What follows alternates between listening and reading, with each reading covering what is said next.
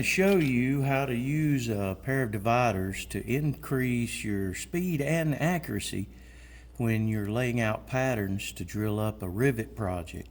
So what I've got here is just a drop piece of material, and we're going to walk through some steps that'll help you greatly.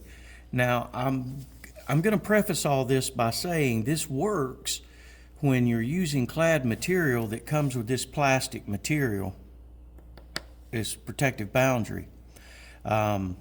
Here's a note or caution. We do not ever want to scratch through this plastic barrier.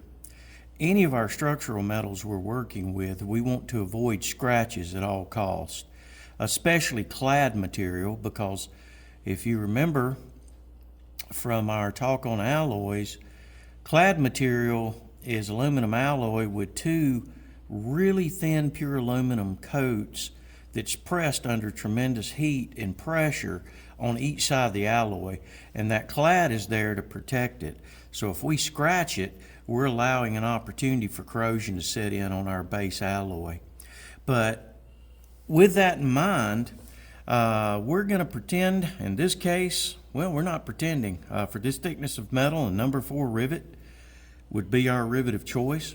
And remember, a 4 is a 4/32. Well, if we're going to do edge distance, and remember our minimum edge distance is 2D, so that would be 2 times 4/32, which is simply 8/32. So we would measure from the edge, and remember, use an increment, not the end of the ruler. We would come over and put a mark at 8/32.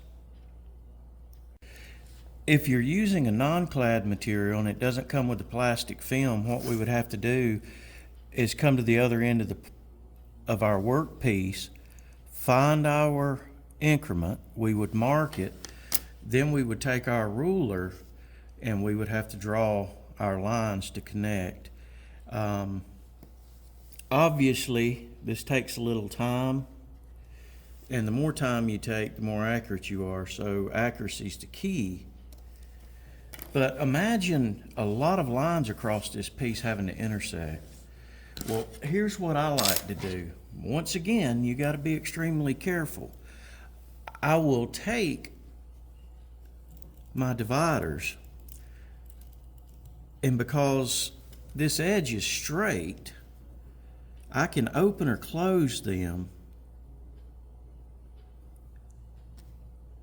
until I'm marking right at the center of my line.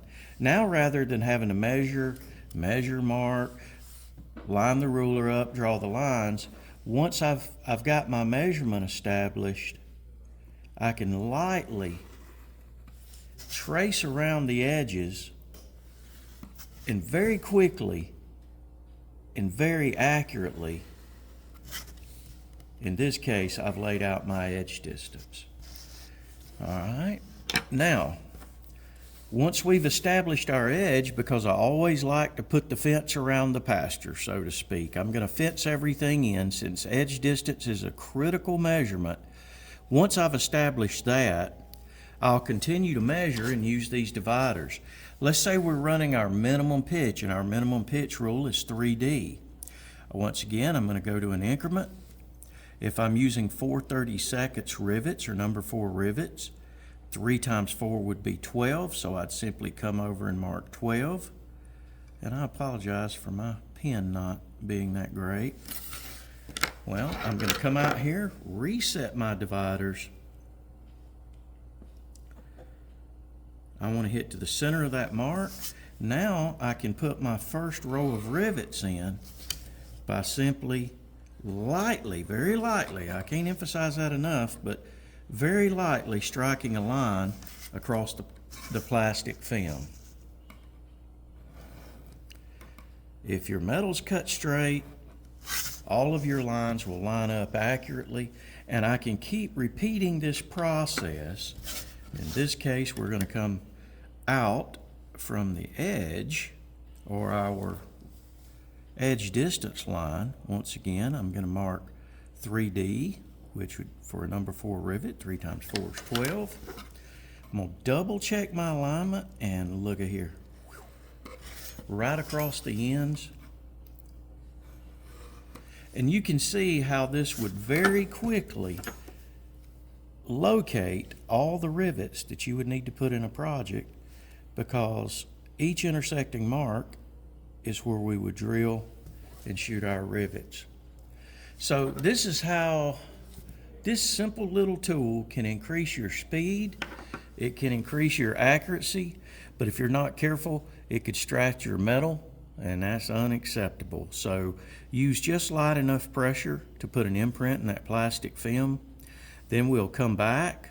Our next step is to take a prick punch, lightly punch each one of these rivet locations so that it's easy for your drill bit to find purchase to start drilling your hole.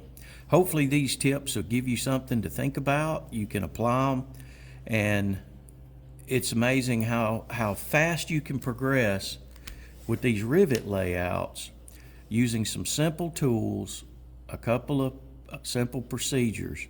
Hope this helps out.